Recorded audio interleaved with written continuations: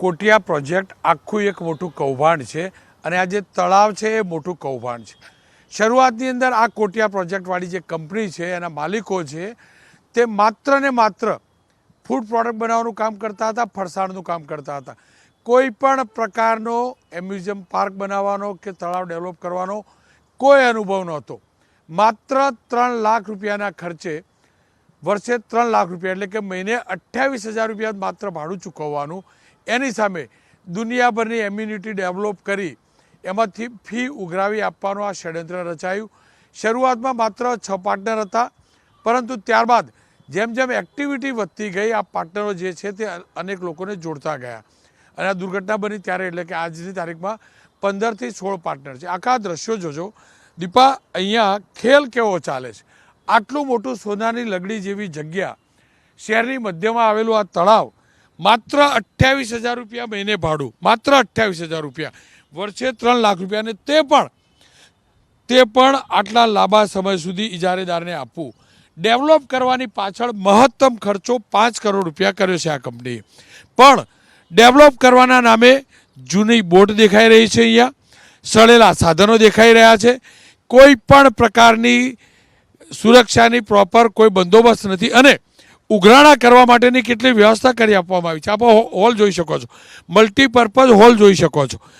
જે કંપની મહિને માત્ર 28,000 રૂપિયા ભાડું ભરે છે એ કંપની માટે આ હોલ, જ્યાં દુનિયાભરની પાર્ટી થાય, ગાર્ડનમાં લગ્ન થાય, દુનિયાભરના કાર્યક્રમો થાય, એમાંથી ભાડું વસૂલાય. 1 કે 2 ઇવેન્ટ કરતા હશે ને તો આખા વર્ષનું ભાડું 3 લાખ રૂપિયા નીકળી જતું હશે. કુલ મળીને કોર્પોરેશને માત્ર 5 કરોડ રૂપિયા રોકાણ કરવાવાળી કંપનીને એટલી બધી ફેસિલિટી આપી, એટલી બધી આવક કરવાના રસ્તા શોધી આપ્યા. અહીંયા એન્ટર થવા માટેની એન્ટ્રી ફી, બોટિંગ માટેની બોટિંગ ફી, એમ્યુનિટી જે અલગ અલગ છે દુનિયાભરની ફન માટેની એડવેન્ચરની એક્ટિવિટી છે અને એ એક્ટિવિટી માટેની ફી, અહીંયા જે દુકાનો બનાવવામાં આવી હોય, નીચે દુકાનો બનાવી છે એની શોપનું રેન્ટ, સાથે જ એની જે એડવર્ટાઇઝિંગ સાઇટ હોય, કારણ કે મહત્ત્વની જગ્યા છે અને એડવર્ટાઇઝિંગ જે સાઇટ છે, હોર્ડિંગ લાગતા હોય છે. આપ જોઈ શકો છો, આ હોર્ડિંગની બેક સાઇડ છે. આ હોર્ડિંગ, આ બધા ઉઘરાણા કરવાનો અધિકાર એમને આપ્યો. આ બોટ જુઓ તમે, આ સડેલી બોટ જોજો, બોટનું એન્જિન જોજો. આના ઉપરથી જ ખબર પડે છે માત્ર ને માત્ર કમાવા માટેનો આ કારસો રચાયો. અને 2016ની આસપાસ જે કંપની પહેલા બીડમાં જેનું ટેન્ડર રદ થયું હતું, અનુભવ નથી એમ કહીને રદ થયું હતું, એ જ કંપનીને અનુભવી ગણી દેવામાં આવી અને જે અમીર રાવતે આરોપ લગાવ્યા છે એ જ પ્રકારે હું ફરીથી કહું છું, મળતિયાઓને કામ આપવા માટે, મળતિયાઓને રોકડી કરી આપવા માટે, મળતિયાઓને કમાવવા માટે આખો આ પ્રોજેક્ટ તૈયાર થયો. પબ્લિક પ્રાઇવેટ પાર્ટનરશિપનું રૂડું રૂપાળું નામ આપવામાં આવ્યું અને સ્વખર્ચ માટે આ ઇજારાદાર મેસર્સ કોટિયા પ્રોજેક્ટ વડોદરા 30 વર્ષ સુધી પ્રતિ વર્ષ પ્રીમિયમ, પાછો શબ્દ પ્રીમિયમ, 3,01,111 એ પ્રમાણે આપવામાં આવ્યો. અને મારી પાસે એના ડોક્યુમેન્ટ છે, આપ ડોક્યુમેન્ટ જોઈ શકો છો. આ એ જ કોન્ટ્રાક્ટની કોપી છે, 8 જાન્યુઆરી 2016ની. અને આ જ રીતે આખો આ વેપાર થયો છે અને વેપાર જ કારણ બન્યો છે 14 જિંદગીઓ હણાવવાનો. હું ફરીથી કહું છું, આ કોઈ દુર્ઘટના નથી, આ કોઈ કુદરતી દુર્ઘટના નથી, માનવ સર્જિત દુર્ઘટના છે. મહાનગરપાલિકાઓની મિલીભગત, એના અધિકારીઓની મિલીભગતના કારણે મારા ગુજરાતના 12 સંતાનોના જીવ ગયા છે, 2 શિક્ષકોના જીવ ગયા છે. મહાનગરપાલિકાનો એક અધિકારી સામે નથી આવતો, એક અધિકારી. કાલે પેલા સિટી ચીફ એન્જિનિયર સાહેબ ડંફાસ મારતા હતા, એ આપે જવાબ. ક્યારે અહીંયા ચકાસણી થઈ? આ બોટના ફિટનેસ સર્ટિફિકેટ ક્યારે ચેક કરવામાં આવ્યા? અરે એટલો તો જવાબ આપો. આની ડેપ્થ કેટલી છે તળાવની, કોઈએ પરવા કરી નથી. કેમ કે પીપીપી આપી દીધું, પેલી કંપનીની જવાબદારી, એ કંપનીમાં શું એક્સપાન્શન થયું, કોણ પાર્ટનર બન્યું, કોઈએ ચકાસણી કરી નથી. કારણ વગદાર વ્યક્તિઓને કોન્ટ્રાક્ટ અપાય છે. અને અમીર રાવત જે આરોપ લગાવ્યા હતા ને એ જો આરોપ સાચો હોય તો એક એન્જિનિયર જે સસ્પેન્ડ થયો હતો, પૂર્વ એન્જિનિયર છે, એ આ કંપનીમાં કન્સલ્ટન્ટ છે. એનો મતલબ આખો ખેલ ચાલે છે. આવો ખેલ વડોદરામાં ચાલ્યો છે. વડોદરાની આ દુર્ઘટના બાદ રાજ્ય સરકારે એ રિવ્યૂ કરવો પડશે. જેટલી જેટલી આવી જગ્યાઓ છે પીપીપીના નામે કમાવા માટે જે આપી દીધા છે આ કોન્ટ્રાક્ટરોને, એમની તપાસ કરવી જરૂરી છે. કોઈ પણ પ્રકારની સુરક્ષા નથી હોતી, માત્ર ને માત્ર કોમર્શિયલ હેતુ. દુનિયાભરનો પાર્ટી પ્લોટ, દુનિયાભરની ઇવેન્ટ થાય, અહીંયા દુનિયાભરની કમાણી થાય, માત્ર 28,000 રૂપિયા મહિને ભાડામાં.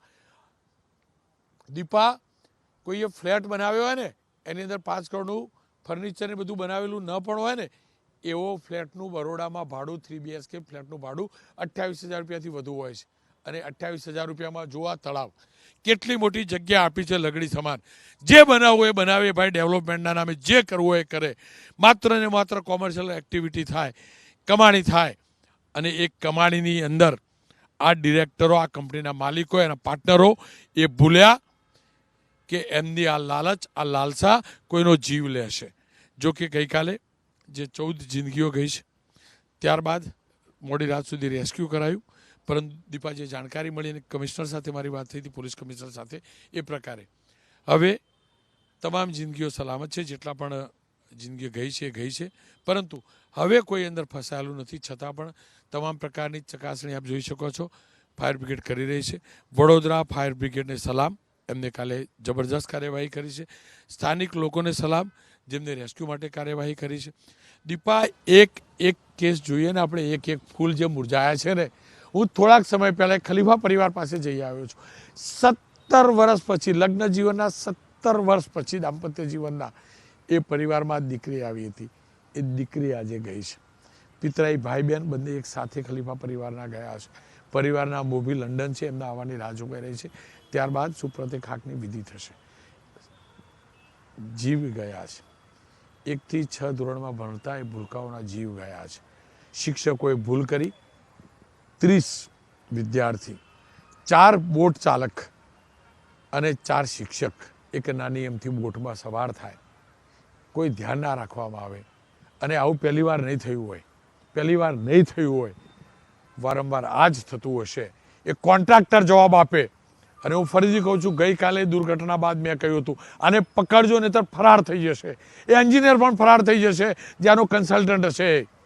માત્ર કાર્યવાહી FIR પૂરતી ન થાય નહીતર આ લોકો ફરાર થઈ જશે. જૂના અનુભવો આપણા સારા રહ્યા નથી. જોકે અનુપમસિંહ ગેહલોત વડોદરા પોલીસ કમિશનર છે, પહેલાં પણ વડોદરા કમિશનર રહી ચૂક્યા છે. તેમને લાંબો અનુભવ પણ છે અને તેમની સ્વચ્છ અને સ્પષ્ટ છબી છે. ત્યારે ભરોસો છે કે આના માટે જે જવાબદાર છે, આ હત્યાકાંડ માટે જે જવાબદાર છે, જે પ્રકારની કલમો લગાવી છે, એ પ્રકારે પૂરા ડોક્યુમેન્ટેશન સાથે એમને સજા આપવામાં આવશે. હું એ પરિવારને મળ્યો છું. એ પરિવારને મળ્યો છું. મેં ગઈકાલે જ કહેલું કે હું એમને નહીં પૂછું. એમને એ પ્રકારે ન જ જવું જોઈએ. પણ એમના પરિવારના સગા સંબંધીઓને મળ્યો. એમને કહ્યું કે હા, અમારી વ્યથા રજૂ કરો. એટલે મેં આજે વ્યથા રજૂ કરી છે. મેં આંસુ જોયા છે. એ પિતાની આંખોમાં આંસુ જોયા છે. દર્દ જોયું છે. જેમને દીકરો ગુમાવ્યો છે, જેમને એક ભત્રીજી ગુમાવી છે. 17 વર્ષ પછી પરિવારમાં પારણું બંધાયું, એક દીકરી ફૂલ આવ્યું હોય, એ ખીલેલું ફૂલ મુરઝાયું છે. આ પાપીઓના કારણે હું ફરીથી કહું છું, આ કંપનીના તમામ પ્રમોટર, તમામે 15 કે 16 પાર્ટનર, કોર્પોરેશનના તમામના અત્યારના અધિકારીઓ, જેમનું આ ધ્યાન રાખવાની જવાબદારી હતી, અને કોન્ટ્રાક્ટ જેની પણ શરમ રાખીને અપાયો, એ ફરીથી આ શબ્દ ભાર મૂકીને કહું છું, જેની જે પણ પ્રકારની શરમ, એ પોલિટિકલ શરમ હોય કે આર્થિક, જેમની શરમ રાખીને આ કોન્ટ્રાક્ટ અપાયો છે, તમામ લોકો આ પાપના ભાગીદાર છે. આ તળાવમાં પાપ થયું છે અને હજુ પણ અનેક ઠેકાણે આવા પાપ થતા રહ્યા છે. દીપા, નગરપાલિકાઓ ધ્યાન રાખવું પડશે. એવી કોઈ બ્યુટિફિકેશનની જરૂર નથી. અમારી જિંદગી રહેશે તો બ્યુટી જોઈશું ને, અમારા સંતાનોની જિંદગી રહેશે તો બ્યુટી જોઈશું. જાઓ, એ અગ્નિ સંસ્કાર થાય છે ત્યાં, જાઓ એ દફન વિધિ થાય છે ત્યાં ખબર પડશે. એ માની ચીખ સાંભળશો ને એટલે ખબર પડશે. તમને રૂપિયાવાલા હશે, અમને જિંદગી વાલી છે. મહેરબાની કરીને જીવવા દો. તમારા કારણે 12 બાળકો ગયા છે, 2 શિક્ષકો ગયા છે. હું ફરીથી કહું છું, જેને પણ આ કોન્ટ્રાક્ટ અપાવ્યો છે જોડે રહીને એ સૌથી મોટો પાપી છે. જેને પણ બ્યુટિફિકેશનના નામે વેપાર કરવાનો પરવાનો આપ્યો છે એ પાપી છે. જેમને પણ પીપીપી આપ્યા પછી હાથ અદ્ધર કરી દીધા અને અહીંયા ચકાસણી નથી કરી એ પાપી છે. આ બોટ અહીંયા સડેલી બોટ ક્યારે ફિટનેસ સર્ટિફિકેટ ચેક કર્યું છે કોઈએ? બોટ ફિટ છે કે નહીં? મને એવી જાણકારી મળી છે કે બોટ ચલાવવાવાળો વ્યક્તિ અહીંયા ભેળ વેચવાવાળો હતો, ભેળ વેચવાવાળો હતો. આ જ બતાવે છે તમારી નિયતમાં ખોટ છે અને તમારી નિયતમાં ખોટ છે ને એટલે મારા સંતાનોની જિંદગી જાય છે. હાથ જોડીને વિનંતી કરું છું વડોદરા પોલીસને, ગુજરાત સરકારને, અહીંયા તો સજા અપાવજો જ, પણ જ્યાં જ્યાં આ પ્રકારે પીપીપી ધોરણે પ્રોજેક્ટ ચાલે છે એનું ધ્યાન રાખજો. સ્કૂલ સંચાલકો ધ્યાન રાખે, શિક્ષકોને આપ ટૂરમાં મોકલી દો છો સાથે બાળકોની, પણ એ પણ ધ્યાન નથી રાખવામાં આવતું કે કેટલા બાળકો કેવી રીતે જાય છે, કેવી રીતે જાય છે. તમે મોંઘી ફી લઈને મારા સંતાનોને ભણાવો છો, મફત નથી ભણાવતા. તમારી ફરજ છે એમની સુરક્ષા રાખવાની, તમારી ફરજ છે આવી કોઈ પણ ટૂર કરો, કોઈ પણ પિકનિક કરો, એક્ટિવિટી હોઈ શકે તો એ પૂરી કાળજી લેવાનું. આ નથી લેવાયું ને એટલે આ 12 બાળકોની જિંદગી ગઈ છે, 2 શિક્ષકોની જિંદગી ગઈ છે. કુદરત પરમ કૃપાળુ પરમાત્મા એમના આત્માને શાંતિ આપે, પરંતુ એમના પરિવારજનોને, એમના આત્માને ત્યારે જ શાંતિ સાચા અર્થમાં મળી છે, ત્યારે સાચી શ્રદ્ધાંજલિ આપી ગણાશે જ્યારે આ પાપના એક ભાગીદાર જેલ ભેગા થાય. 3 પકડાયા છે, વધુ નથી પકડાયા. પાતાળમાં તો નથી ગયા ને, એમને પોલીસ પકડે, કોર્પોરેશનના અધિકારીઓને પોલીસ પકડે. ગઈકાલે રાત્રે મોડી રાત સુધી બેઠક ચાલેલી. પોલીસ કમિશનર પૂરો અભ્યાસ કરી રહ્યા હતા, પૂરા ડોક્યુમેન્ટનો અભ્યાસ કરી રહ્યા હતા, પૂરા એગ્રીમેન્ટનો અભ્યાસ કરી રહ્યા હતા. પણ જે કાગળ ઉપર હશે ને એ સિવાયની પણ હકીકત હશે. બસ ત્યાં પહોંચવું જરૂરી છે અને પાપીઓને પકડવા જરૂરી છે.